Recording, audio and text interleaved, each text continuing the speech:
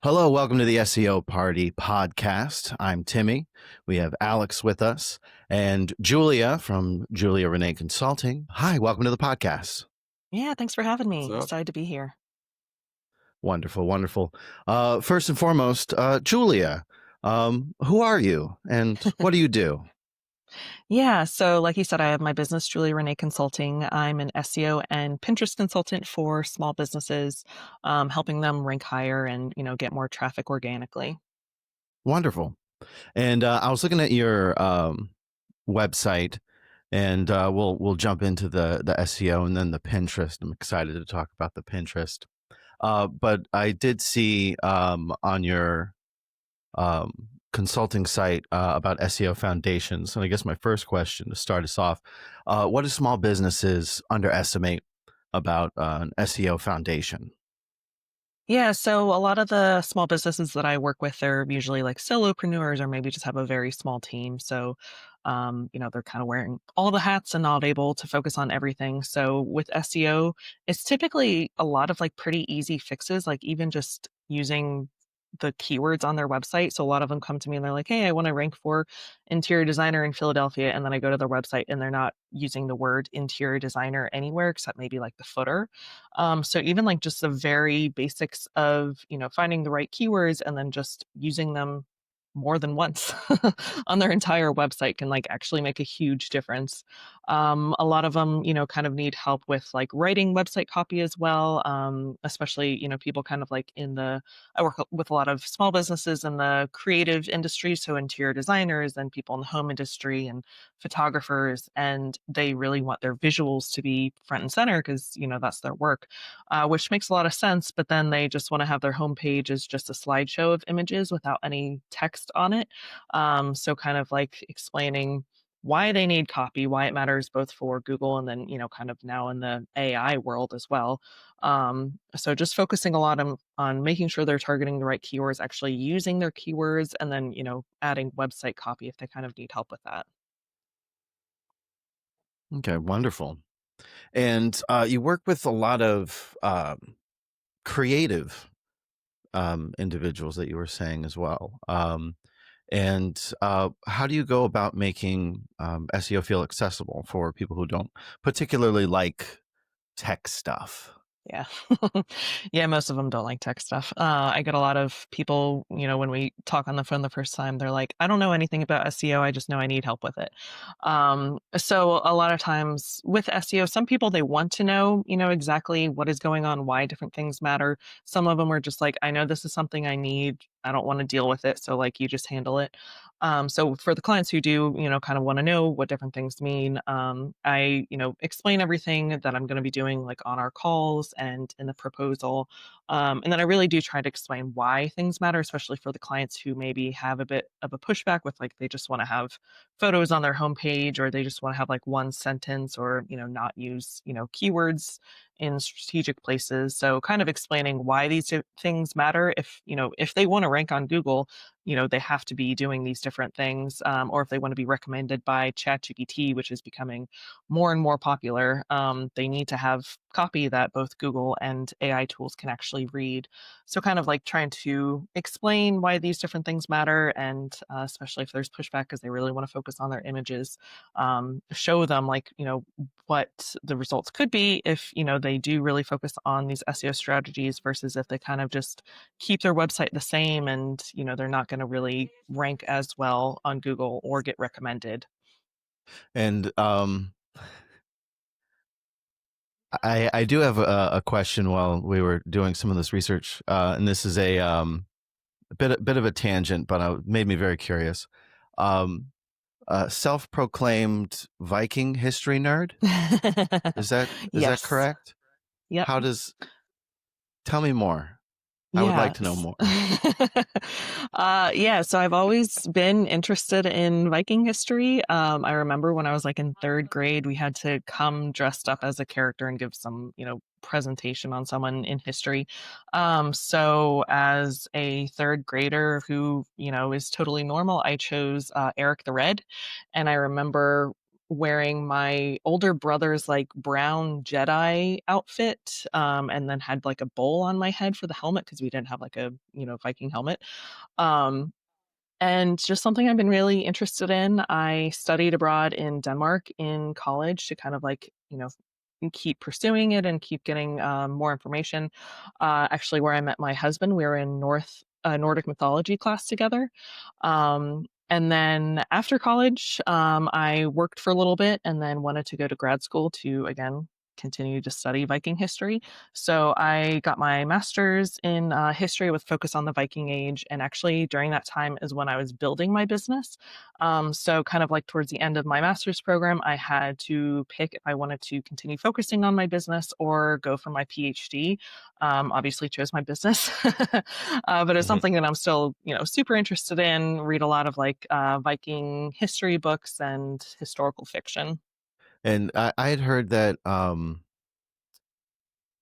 Vikings don't have horns on their Yep. helmets historically, and Yes. so that's verified. That like Hmm. so was it just the in cartoons or just in television Yeah, where so it that sort of just actually cropped out? started from Wagner's operas in the 1800s. The Okay, like was the Ride of the Valkyries, I think, the Ring Cycle yeah, operas. The costume designers decided to put horns on the helmets, and then it just kind of like stuck. okay, that works. I Alex love the horns though. recommended. Yeah, Alex recommended the Norsemen, right? That was I the love show, the Norsemen. comedy But show. it's I yeah. watched I watched the first episode. I'd be curious to know what is oddly historically accurate, if anything. Hmm. Yeah, a Yeah, good show that I liked is The Last Kingdom on Netflix. It's based on a watch that. book series by Bernard Cornwell, and that one's actually pretty good. Yeah, I watched. That was amazing. And I started Yeah. watching actually the series Vikings because everybody was like, Hmm. "Hey, bro, you need to watch this." And I'm hooked on it. I mean, like Yeah. I love it. I mean, it's Hmm. so like Norseman, but Hmm. Norseman is Yeah. ridiculous. Yeah. I've seen trailers where I haven't watched it. Yeah, because my husband doesn't like to watch Viking history things with me because I will point out all the inaccuracies. Well, the Norseman is like I think they're making it's like a comedy, like a silly comedy, Hmm. making fun of the Vikings. Listen, Yeah. I've watched this series I think like 3 times. It's like one of the easiest things to watch. It's just Hmm. silly, just easy to watch, Yeah. not much thinking. But again, Hmm. it's a weird humor. It's kind of works for me. Yeah, Hmm. Yeah. and surprisingly, very good production value as well. Like if you like just removed all of the funny things, you wonder if it was more of a like a big budget historical drama sort of thing. But they're kind of goofy. But just the production value of it is was impressive from just the first episode. Yeah. Yeah, All right, I'll have to add really it to good. my list then. Yeah. Get ready I for historic accuracy for that. Yeah. Yeah. it's part of the fun. Yeah. Yep. So I don't know much about Pinterest. I know of it.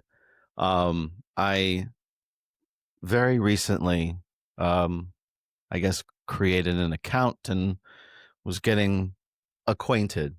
And while I was doing some research, and also like just from my view of it, it's social media. But you were saying that it should be treated like a search engine. So how should or how could or should people be thinking of Pinterest or utilizing Pinterest strategically? Yeah, so it is definitely more like a search engine than, something like Instagram or Facebook. It's typically called like a search and discovery platform, and it's very visual. So it's when you go to Pinterest, it's all, photos and videos. You're not going to see, links like you would on when you're searching for something on Google. It's very similar to YouTube because it does have some like social media components where you can like and comment on pins, or you can follow accounts, but they don't really matter. Like it doesn't matter how many likes or comments a pin gets. It's really about how well optimized that pin is for, different keywords, how clear the graphics are and things like that. And that's going to be what drives the traffic. The followers, likes, comments, those don't actually matter. So it is more of a search engine, which is kind of like what overwhelms a lot of people with Pinterest, because on Instagram and Facebook, you can just like add photos and add some hashtags and, get followers and connect with people. But Pinterest should be treated more like a search engine with the strategy, with doing the keyword research, with setting up your boards and getting all of those optimized, making sure your profile is optimized, and kind of being strategic on, how much content you're putting on Pinterest and how active you are. You do need to be active every day on Pinterest, but there are Pinterest schedulers like Tailwind, or Pinterest has their own native scheduler built in. So I love Pinterest because you can spend like a couple hours a month on it, just get everything scheduled out, and then you don't have to show up, live. You don't have to like show your face anywhere. It's really like the introvert social media platform, because you don't have to do anything if you don't want to. Like you don't have to post videos. You can just, add a bunch of pins that connect to your website, and then don't touch it for a month or two if you don't want to. Yeah, and I was looking into it and how it's kind of, when you were saying it was like the introverts social media, like kind of how like Instagram's very instant gratification, and Pinterest is more delayed and drawn out, and things work well over time. Yeah. Yeah, so it is very similar with, SEO in that way, where a pin that you put up today is not going to start like ranking on Pinterest and driving traffic tomorrow. It does take a couple of months, but then the good news is that your pins can live on Pinterest for months to even years. So there was one client I was working with in the last year where she had pins from 2009 that were still driving traffic to her website, Oh, which is wow. like unheard of with, like Instagram or Facebook or other social media platforms. So things that you're putting on Pinterest today, it is, kind of like a marathon, not a sprint, where you do have to kind of like wait for that traffic to build and wait for people to kind of, see your pins and start to save them. But you can get so many benefits, in the next few months to the next few years from them. So this is from a business perspective. It's a better ROI, right? Too, because like Yeah. in Instagram, you can spend like a ton of money to create something, and then it's here for a month and then it's gone, right? Hmm. What with that is Yeah. it's a it keeps giving, I, I've worked on Pinterest for a while, like for one of my businesses, and I love it. I mean, it is in my eyes, it's a lot of work, like it's just um, but no, like even now we haven't touched our account for a while. We're still getting traffic, which is great. I would definitely need to fix that. So Yeah. that's why I was excited today. I was like, yay, this is fun. Hmm. Yeah, it's like the getting started part is the most daunting, but kind of like once you get going and you start to see that traffic, you don't have to spend quite as much time on Pinterest. And yeah, even if you like take long breaks from Pinterest, your account can still drive traffic to your website. You don't need to like be active every day if you need to take a step back from it. Obviously, the more active you are on Pinterest, the more it's going to help, but you can definitely take breaks if you need to. Do you have any advice for newbies? I mean, just kind of you just got to dive in. Yeah. Don't be too afraid. I think one thing that really, kind of trips people up is the boards on Pinterest.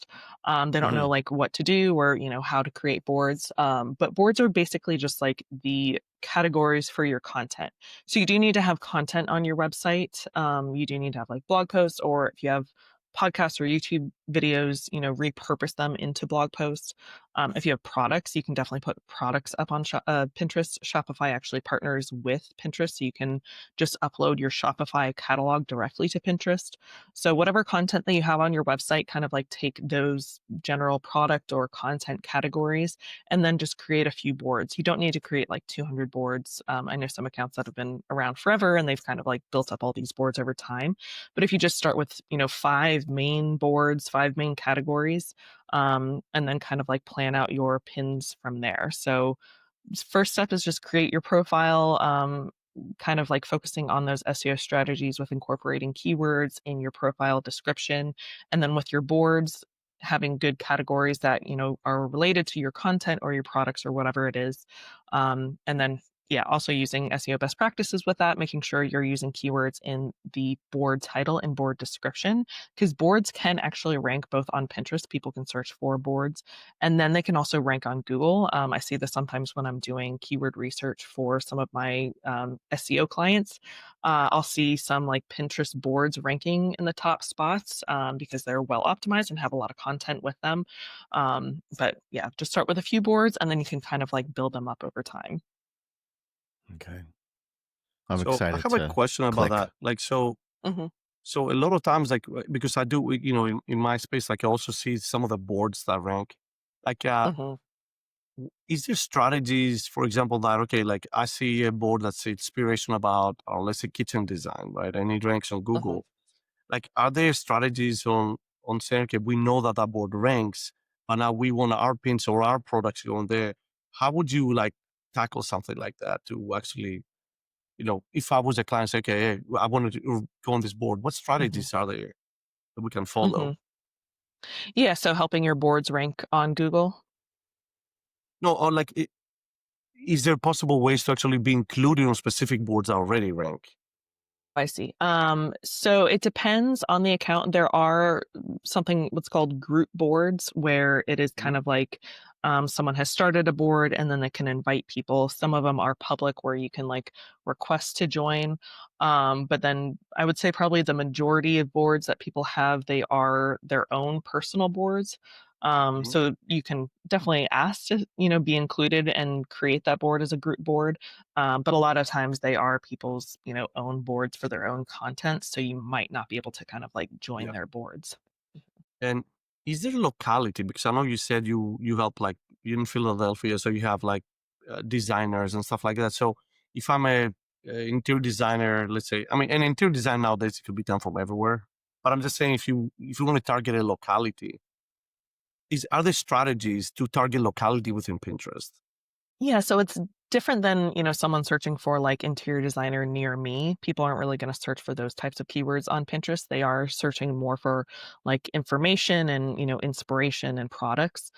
So a lot of times it comes down to the content that you have on your website. So this is where like focusing on your blog posts that are, specific to your region or your area, if that's something that you're trying to do. So for like, an interior designer in Florida, you're probably not going to be creating blog posts on like, making sure your home is winterized or, something like that that Mhm. doesn't match at all with your region. So you can kind of like target locations with the, type of content that you're putting up there. A lot of times, like with wedding photographers, they're writing about venues in their area or like, the best places to propose or, something like that. So people are searching Yeah. for like, wedding venues in Philadelphia. So they are searching for some location specific topics. But there are some businesses like I would say, I don't know, a laundromat, like they probably don't need to be on Pinterest. People aren't really going to Pinterest for, searching for a laundromat near them or something like that. So there would be some location specific businesses where I would say Pinterest probably isn't the best platform for them. But yeah, it kind of comes down to the content that you're putting out there. And to give examples, like for example, if I'm like for example, if I want to rank for interior design in Florida, I could talk about or start sharing things like about coastal design and Southwest or like 5 trends for Southwest Florida, something like that type of content, Hmm. correct? And share Yeah, yeah, images like definitely. that. Okay, Hmm. so it's similar to local SEO, but Hmm. you just you just serve the visual aspect of it and create the proper categories within Pinterest, correct? Yep. All right, awesome. Yeah, that's great. Um, yeah, no, this is, as I said, I'm excited about Pinterest. It's just, I think I overdid it because you said something great about like, keep your boards focused. I always, because my background is in a lot of enterprise stuff, when I started categorization, I just went crazy. I just did like 100 boards. And Yeah. it takes a long time to fill up these boards, and have all the right media.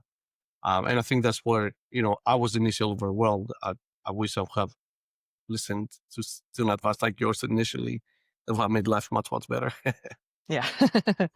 Yeah. And within boards, there are also sections. So if you do kind of like have a more general board that you're starting off with and you don't want to have to like create, 10 similar boards that are on more niche topics, you can create sections within the board. So that way you don't like Oh. have like 200 different boards.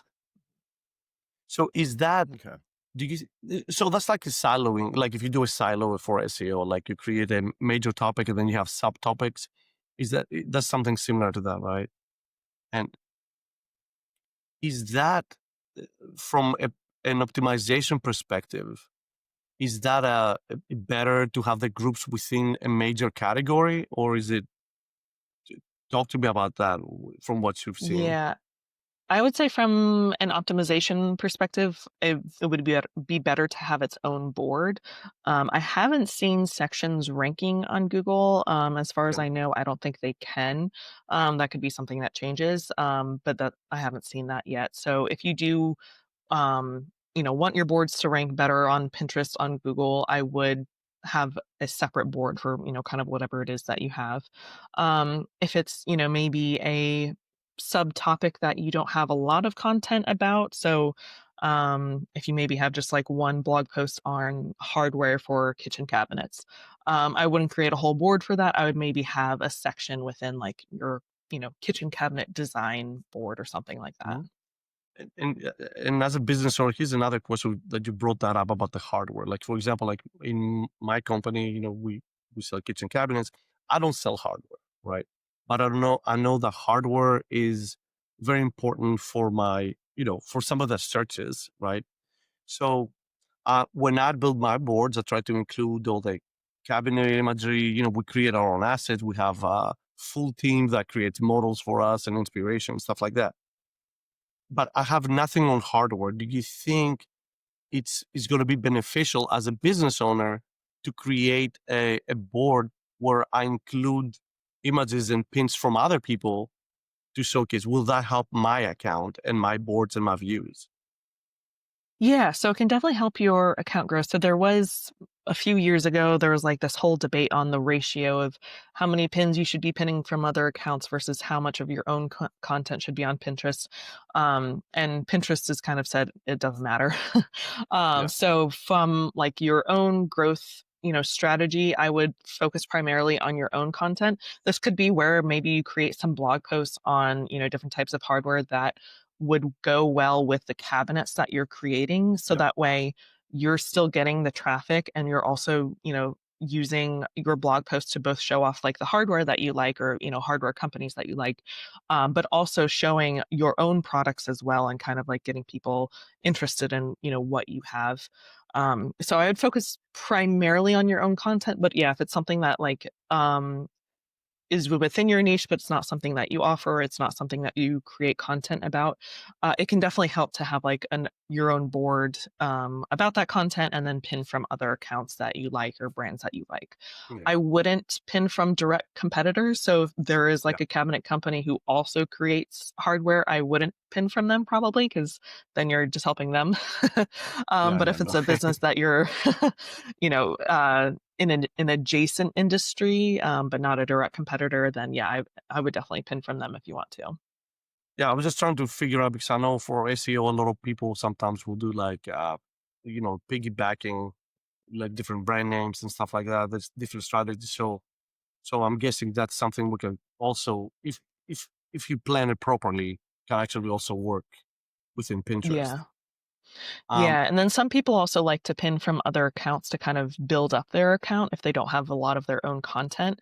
Because with Pinterest, you do need to be active pinning at least once a day. Usually a few times a day is what's recommended. So if you're just starting out and you don't have a lot of your own content, you can kind of like build up your profile, build up that trust with Pinterest, and pin other people's accounts from other people's accounts to kind of build that up over time.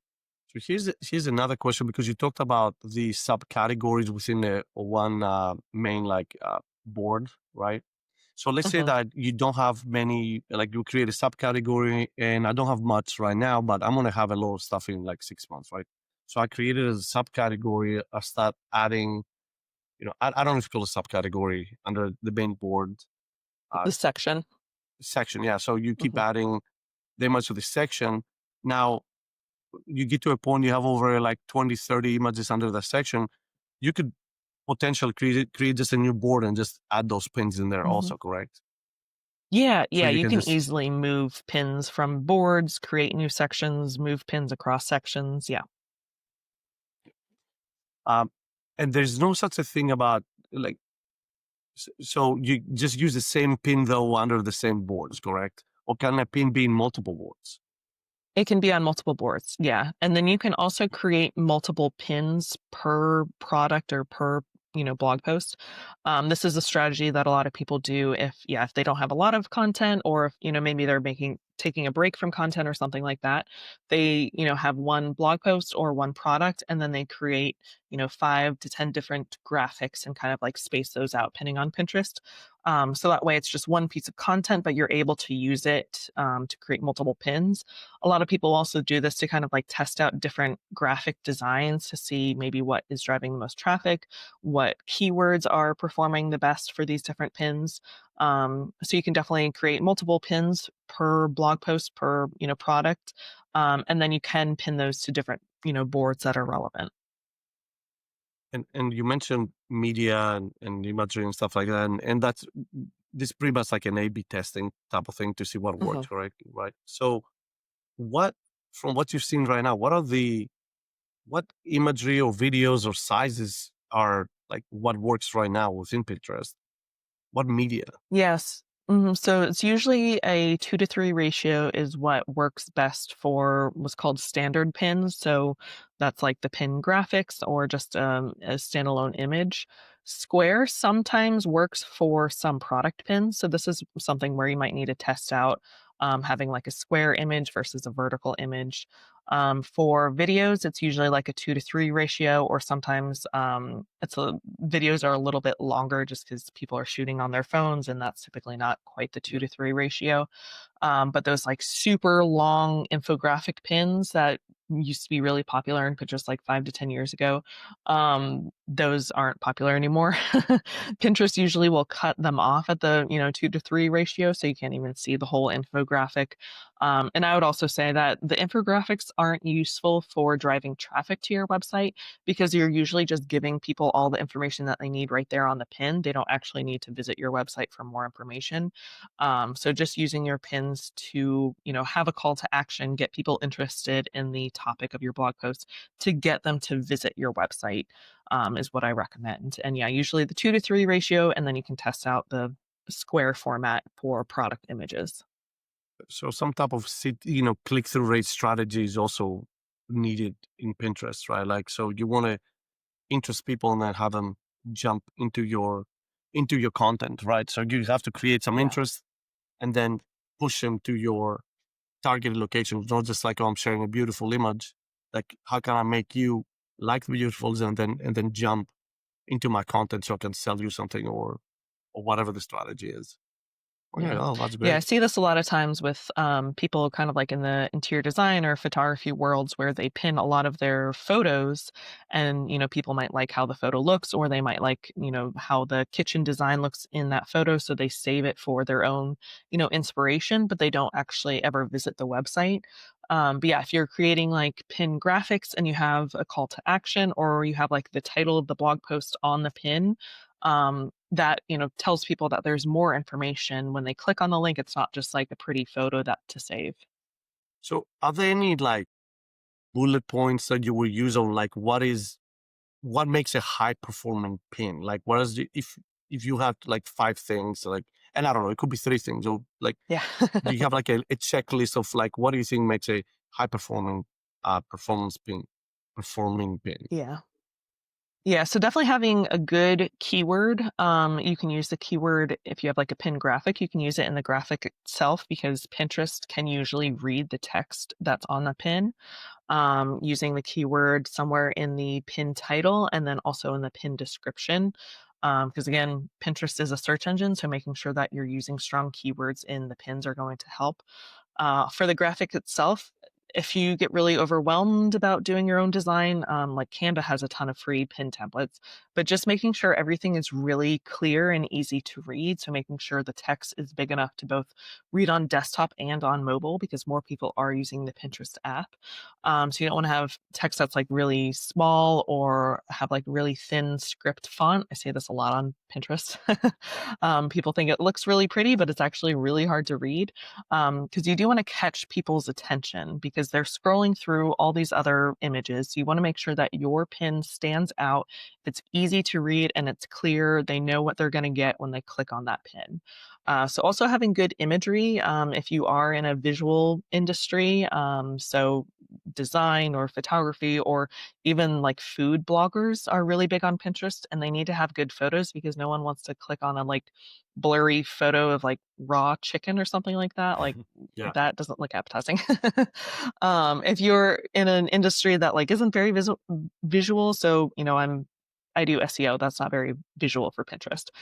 So I'll either use stock photos, or you can just create graphics that have like different colors on them. They don't necessarily have to have a photo on them. So just making sure that your images are really clear, they're easy to read. They're not going to look really blurry or be something that just kind of like blends in with the rest of them. And making sure that you're using keywords in these strategic places. Yeah, and I just want with my brief minimal experience with Pinterest, the ability to read I think is very important, because while I'm searching through it, I'm like, oh, that's eye catching because it catches the eye, Mhm. but the specific information that I'm looking for, I can't read it. I was zooming in quite a bit. Yeah. So making sure it's easy to read on both desktop and mobile. Yeah. Hmm. For a small creative business, how can Pinterest complement a blog or website's SEO strategy? Yeah, so I mean, it definitely goes right in line with the blog strategy because you do need to have content to put on Pinterest. So if you're already blogging, definitely try Pinterest Hmm. because otherwise you're kind of just using your blogs maybe for SEO purposes or maybe to share on Facebook. But you can get so much traffic if you're sharing them on Pinterest as well. So with Pinterest, I know I mentioned keywords a few times. There are some ways to do keyword research. So if you do want to make sure that the blogs that you're writing also align with what people are searching for on Pinterest, there's one called Pinterest Trends. So it's trends.pinterest.com. Um, it's I will say it doesn't have like it's not like an SEO keyword research tool where you can search any keyword and it'll tell you even if there is zero searches for it. So it doesn't have data for every single keyword that you could think of, but it does have some pretty good data for general keywords, and it'll show you when people are searching for different things on Pinterest. So seasonality is also really important for content on Pinterest. So kind of like when you're planning out your SEO strategy for your content. If you have something that is specific to a season or for a holiday, you're likely already putting it on your website like 2 to 3 months out to help it, rank before people are really searching for it. And it's very similar to Pinterest. People start searching for Christmas topics in like August on Pinterest. Hmm. So definitely plan ahead. Yeah, And then with gets things earlier like and earlier. yeah, I know, it's crazy. The trends tool can also show you when more people are searching for it throughout the year. So you want to make sure like if peak is in October, then you're putting your content on Pinterest in like July and August. So it's a very similar strategy to SEO. So kind of like whatever you're thinking of doing for SEO purposes, it's likely very similar for Pinterest. And you were talking about traffic, and I think I came across this where Pinterest it doesn't just drive traffic, but the right kind of traffic. Can you elaborate on that? Yeah, so very similar to SEO, when people are searching for something on Pinterest, they are already kind of like in the mindset of purchasing or wanting specific information. So they're much more likely to click on a pin that they're interested in and If it's matches the content that they're searching for, then, it's a really good way to kind of like get them in your marketing funnel. So if you have like an email list or if you have products or something like that, thinking about, however they're landing on your website, whether it's from a blog post or from, a product that they click on Pinterest, using that traffic to kind of like get them into your funnel, turn them into customers, email subscribers, podcast listeners, whatever it is. Because they're already interested, they're already warmed up. It's not kind of like on Instagram where people like doom scroll, and if they see your photo they might like it, but they might not read the caption at all. They might not watch the video, they're kind of just like scrolling through. So Pinterest is really focused on driving that traffic to your website, and if it matches what they're searching for, they're much more likely to turn into a customer or subscriber or follower in some way. So it's a little bit more active because they're like actively searching as Yeah. opposed to the doom scrolling. Yeah. Okay. Yeah, you can get Mm. like you'll have a home feed on Pinterest and it will kind Mhm. of like show you pins that you might be interested in, but people typically don't like scroll through their home feed. They're usually going to Pinterest to search for something. Okay. So what's something that people get wrong about Pinterest? I think focusing on like the social media elements, like building their followers. Mhm. I can't even tell you how many people I follow on Pinterest. It's maybe like 10 that I followed a few years ago just because, but I don't like go to their page and check out what they're doing or check out their latest content. So I think people kind of neglect the SEO side of Pinterest because they're like, "Ooh, it's pretty images and people to follow," and not focusing on the keyword strategy and making sure that they are being active on Pinterest every day. So I think they kind of think of it like Instagram and Facebook, and then not think of it as a search engine. Yeah, because I think I'm definitely changing my thoughts of it. I wouldn't say I had too many thoughts on the subject. Um, yeah, because I it was not to say that I was being dismissive of it, but just sort of like understood that, oh, it's social media. But then Mhm. thinking about it as something that's more of a search engine, that definitely um, changes the viewpoint on it. Yeah, and it is the third largest search engine in the world behind Google and YouTube. So it Oh is, wow. and yeah, has a lot of users, and definitely kind of like used as a search engine across the world. So Uh, I want to ask something else. Like, what do you think about the ads within Pinterest? I was actually talking to someone at an SEO conference last week, and they were complaining about the ads that they're seeing on Pinterest. I personally haven't had an issue with ads because they it is based on what you have searched on Pinterest before, or like content that you've interacted with elsewhere. So the ads are going to be more focused on. I mean, it's similar to how ads work on Instagram and Facebook. They're similar to kind of like what you've searched before or the content that you're interacting with.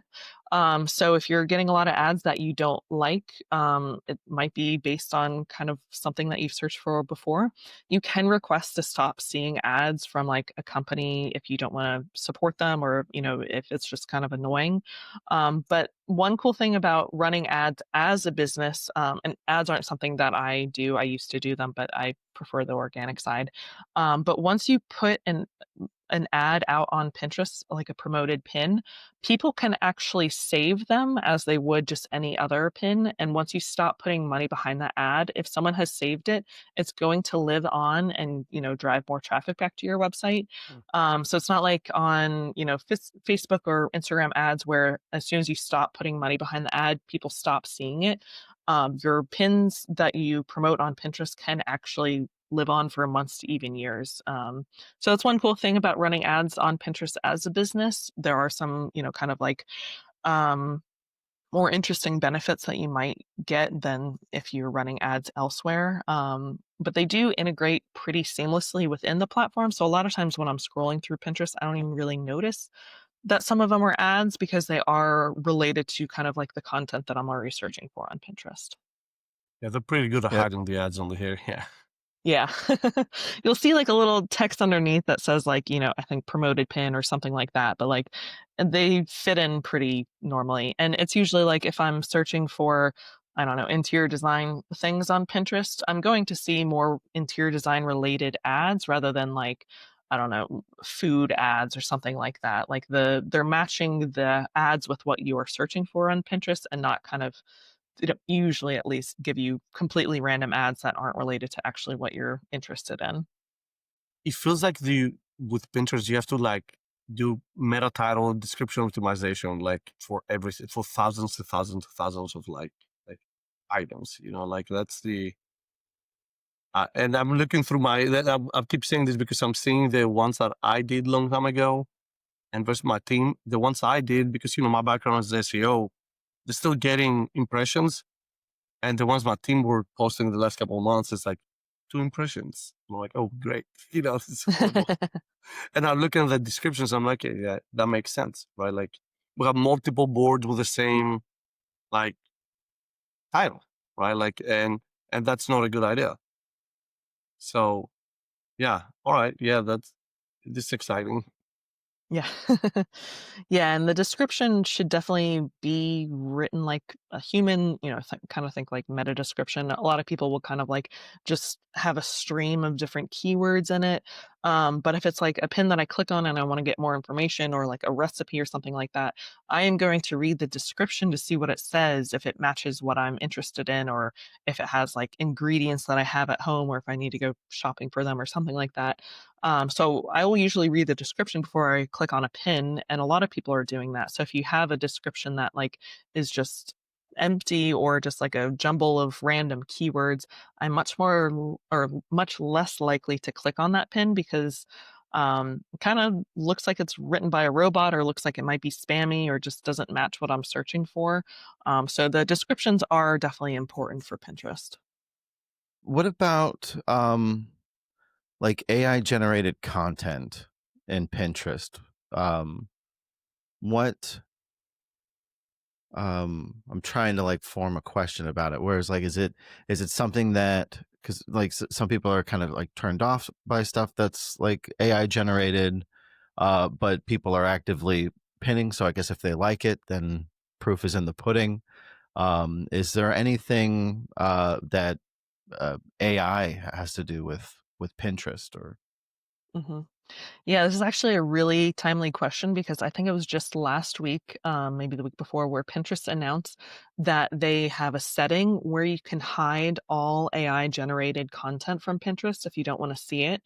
So if you want to make sure that like the kitchen cabinets that you're looking at are real cabinets and not just some like AI generated thing that Mhm. might not even be possible, you can turn that off on your settings in Pinterest now. So um, I mean, people are definitely using AI to like write their product descriptions or write blog posts, which Pinterest doesn't seem to have a problem with that. It's more of like if the user goes to your blog post and they, see that it's written by a bot and it just sounds really boring or generic, then they're, more likely to leave your website, very similar to like, SEO best practices. But in terms of like the images on Pinterest, I think people are less interested in the like AI generated things. So that's why Pinterest is focusing on like giving people what they want, and you can have the ability to turn it off now. What's sort of like the I guess opinion on like people who utilize Pinterest a lot and then are looking for like AI tools to level up their game. Like, is that a thing? I think in some spaces it is. I personally don't work with like food bloggers, but I have a Pinterest friend who does, and I know they're very anti AI tools because I mean they want the images that they have to match what the recipe makes, and then they have used ChatGPT to try to create recipes, and it's not actually very good. So there are some industries that are using Pinterest that are pretty anti AI tools, understandably. Some I know a lot of like photographers and designers, they're using AI tools to help them write blog posts.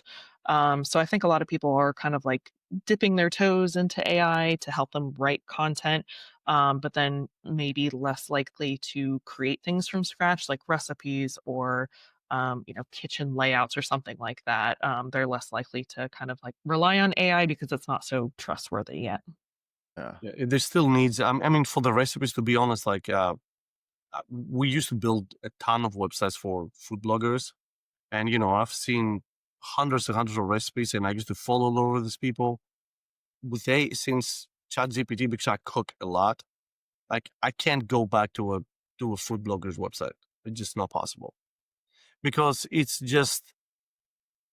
so much more instant, and I can because sometimes I only have like 5 materials. Okay, like I will literally put them down, take a picture of it, and ask it, and it knows I'm Greek, so it will give me like Greek inspiration. It knows what I've done in the past, so it's so much more personalized, so much faster. That's it's just so much easier, right? And the problem we have with the kitchen layouts, like we use it a lot. I use a ton of AI. That with different tools, we're to the point that you can't tell, but we still have to feed it like the space, the 3D model. We still have to feed it so much information, which becomes more complex. And then when it's more complex textures, it doesn't get it yet. Like, so if a door is a skinny shaker, it just doesn't seem to understand that, even though you feed it like over and over and over the file. Like we have a hard time trying to say, hey bro, like this is not a shaker, this is a skinny shaker. It's like 1-inch style on it. It doesn't get it, doesn't care, and then you correct it and says, oh, I see what you're saying. Let me redo it for you really quick. And it's wrong again, which is amazing. But no, I feel bad for the food bloggers, because I have, met so many people through the industry, and unfortunately, I feel like that the AI just gives so much more, way faster and right in your fingertips, And you don't have to scroll through like 2,000 words to get down to the recipe. Your whole Yeah. story, like white meatballs, like white meatballs and me, I don't know. Yeah. We used to do was one of the first people that we actually added on top, right next to the title, add out a button says jump to recipe, right? Like that was the first thing we did, and people just use that, right? Like that was the first thing that, but some people, again, if you do a research, some of them make sense. Like, okay, I don't have an ingredient, like what do I substitute it for? Or for example, like for me, like because I cooked a lot, like my grandma added sugar and tomato sauce. Like, why is that added there? Mhm. So I think some of that had value, but I think most people, they're not like, me, that I want to analyze to understand exactly why, right? Like I want to understand the chemical balance in there in the food. Most people don't care. They just want to make a pasta and move on, Yeah, I So- make a lot of bread, so I need the like information on like the technique, or how long to knead things and everything like that. So yeah, having some information is definitely helpful, but yeah, I don't need your life story on why you like Yeah. bread. Yeah. I True. remember my first slice of bread. It was a Tuesday. Yeah. And with the tomato sauce, putting the sugar in it, especially if it's a can, it gets rid of the tinniness of it. The acidity. At Yeah. least It that's, reduces yeah, the that acidity. like that's just how I understand it. Where it's like if you have red sauce that's from a can, it tastes like it's in a can, and then a bit of sugar neutralizes that. The That's why you don't get chemicals sauce I from don't from a understand, can, but it Timmy. works. Glass, bro. Everything glass. Yeah. Yeah, like Yeah, my husband's family is Italian, hence the Bocchese last name.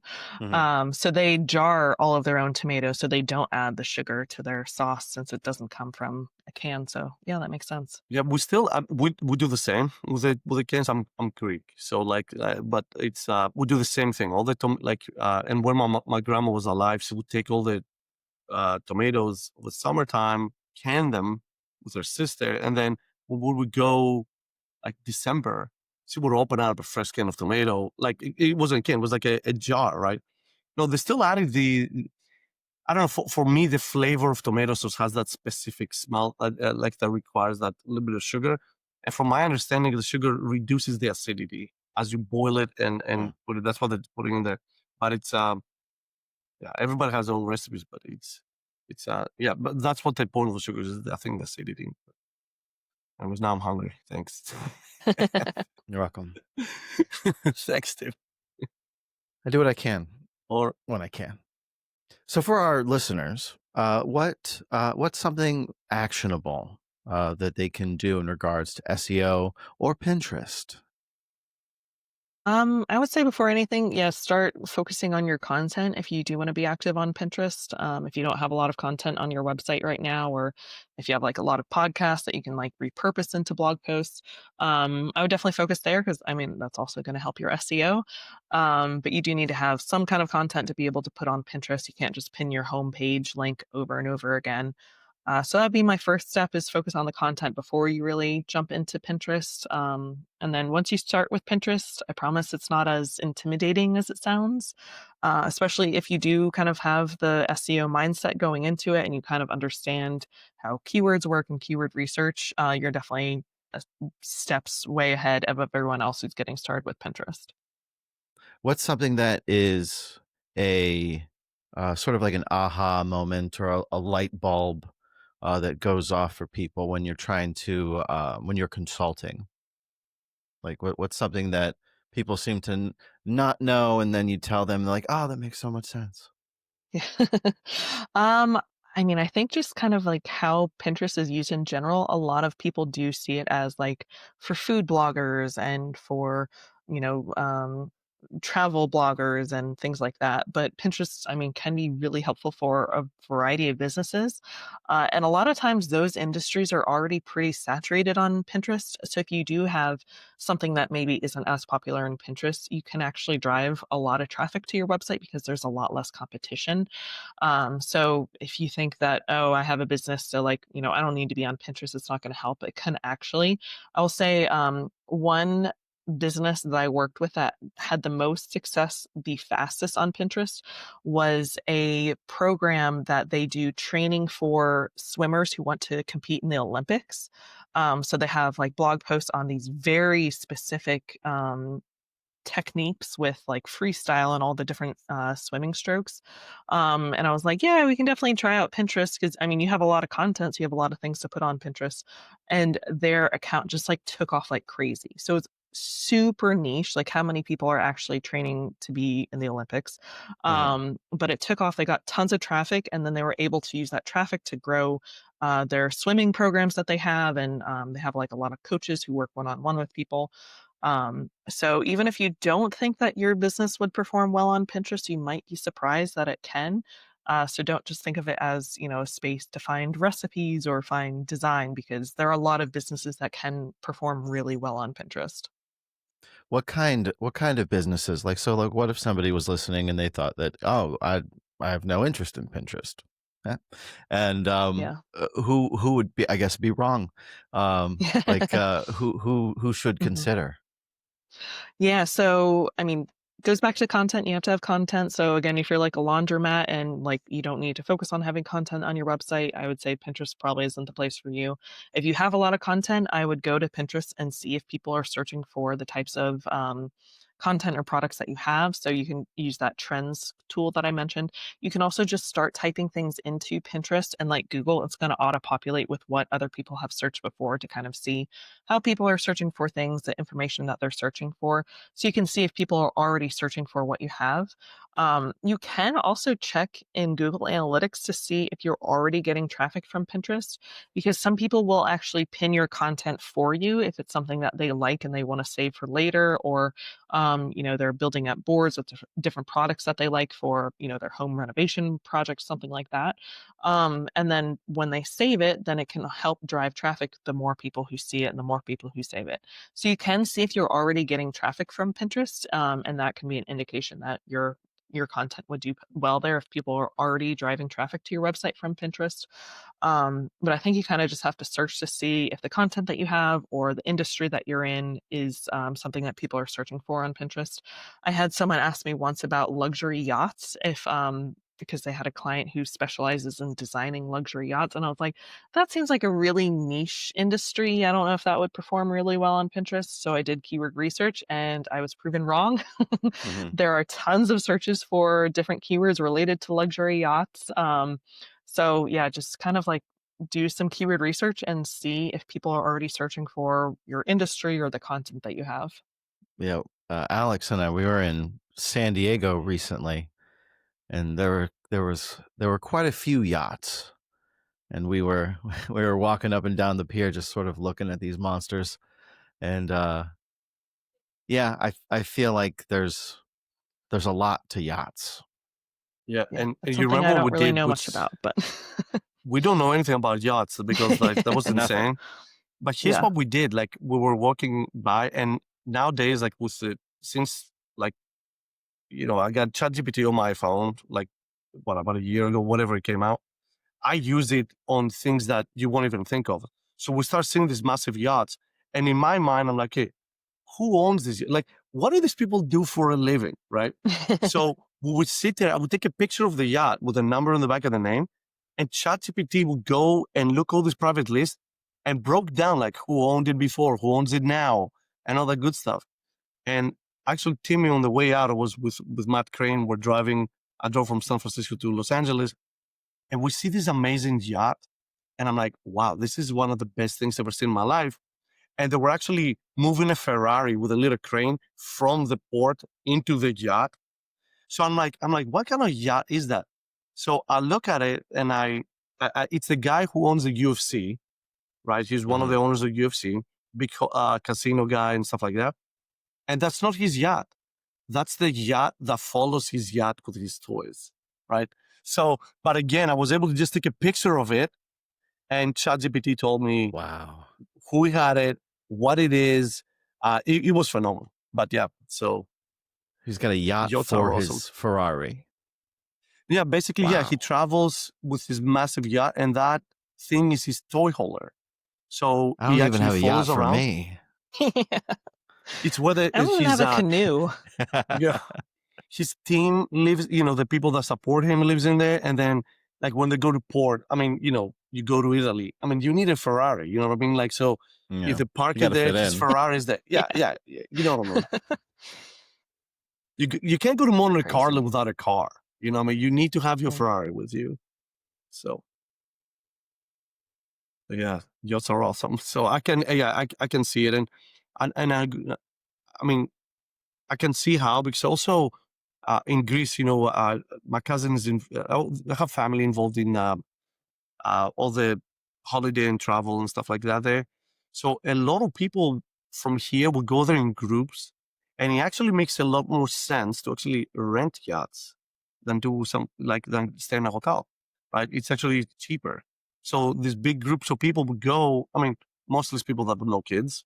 Makes sense, So they have a ton of money to spend, and they will rent these yachts, and like it's actually better, and you see things that you wouldn't see by staying in a hotel, right? Like you will see, like, so that's why I guess there's, yeah, well, it's awesome. So one day, Timmy, Yeah. one day we'll have a One yacht day like that. we'll get Yeah. there. Put it on my vision board. Yeah. First, I Are gotta you get a gonna put vision board. yeah? So are you putting a yacht or a yacht for your yacht first? You know what I mean? Like, which one are you doing? Yachtception. Yeah. A lot of yachts. Alex, do you have any more Pinterest related questions for Julia? I don't, but I will be contacting Julia for sure after this. Okay, awesome. Yeah, Yeah, happy to I'm answer excited any to. more questions. Yeah, I'm excited to deep dive into Pinterest. I'm only just getting my feet wet, but it's interesting. So as we wrap up, the final thing that we have is a shameless plug from Julia. How can the people find you? Yeah, so you can find me at juliareneeconsulting.com. I know I've kind of like dissed Instagram on this a few times, but I am on Instagram at Julia Renee Consulting. Yeah, if you need any Pinterest help, I do have lots of content, obviously, about Pinterest on my website to kind of, help get you started. I do actually have a few blog posts on Pinterest SEO specifically. If you're listening to this, you're likely interested in SEO. So if you're kind of want some more details on that, I have content on that. And if you do want to kind of just hand off Pinterest and don't want to have to worry about it for your business, I do offer Pinterest management services as well as Pinterest setup. Wonderful. All right, and thank you for doing this. Yeah, thanks for having me. It was All a right, pleasure it was for great. sure. All right, and that was our episode. Thank you all for listening and watching, and we will see you in the next one. Make sure you do all that liking, sharing, and good stuff. Bye.